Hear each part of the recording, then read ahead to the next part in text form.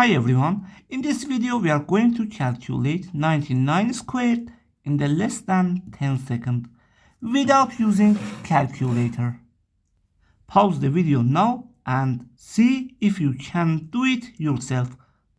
Alright, now let me show you the trick. We have 99 squared in here, okay?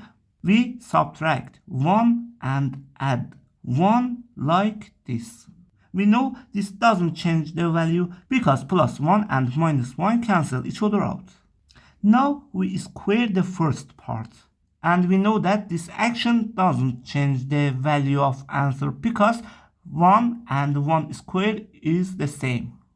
Take a look at this expression. It's a perfect time to use the difference of square identity. It says a square minus b square is equal to a minus b times a plus b. So according to this identity, we can replace this term with this part.